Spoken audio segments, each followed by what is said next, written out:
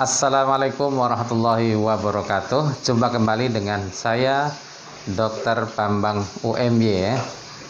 Mudah-mudahan Anda semua sehat semua pada hari ini dan seterusnya, insya Allah sehat dan dalam lindungan Allah Subhanahu wa Ta'ala. Saya ingin menyampaikan sedikit tentang happy hypoxia.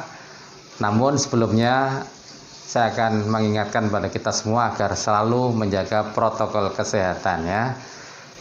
Jadi kalau oksigen normalnya 95% sampai dengan 100%, seseorang bisa mengalami hipoksia, artinya kekurangan kadar oksigen di dalam darah. Yang umumnya itu harusnya mengetahui, orang bisa merasakan adanya hipoksia itu lalu memberikan respon ya berupa napas yang cepat karena mencoba mengompensasi ya napas yang lebih dalam dan lebih cepat. Namun pada orang tertentu, dalam hal ini orang yang terkena COVID-19, bisa terjadi bahwa orang itu saturasi oksigen dalam darahnya turun di bawah 95%, namun tidak menyadari sehingga seolah-olah tidak ada apa-apa. Maka istilahnya happy hipoksia. Jadi happy-happy saja walaupun hipoksia. Namun sebenarnya di balik itu terancam bahaya, yaitu bahwa kadar saturasi oksigen itu akan semakin turun di dalam darah, dan itu yang sangat membahayakan kondisi pasien tersebut. Salah satu hal yang bisa menjelaskan mengapa happy hipoksia ini terjadi adalah bahwa virus COVID ini ternyata mampu menghilangkan atau mengganggu sinyal, aliran sinyal dari darah ke otak. Jadi kita mestinya punya mekanisme normal. Kalau ada apa-apa di darah itu akan ada sinyal ke otak. Otak memberikan umpan balik negatif biasanya gitu.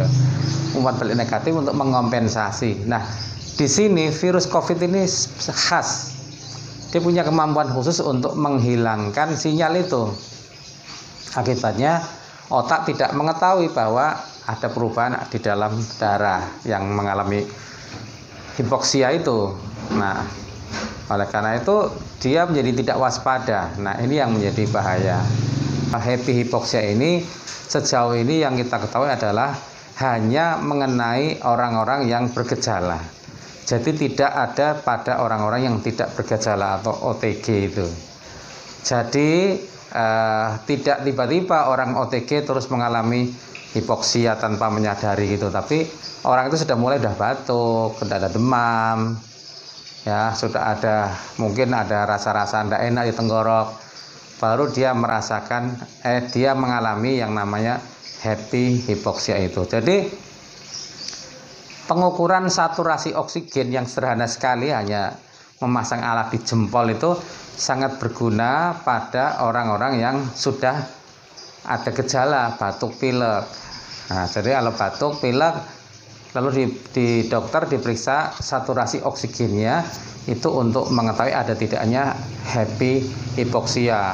Jadi bukan orang yang lagi jalan-jalan lalu diperiksa saturasinya itu ya ada happy hipoksia apa enggak, bukan begitu. Jadi orang yang OTG tidak ada happy hipoksia. Itu sedikit cerita tentang happy hipoksia.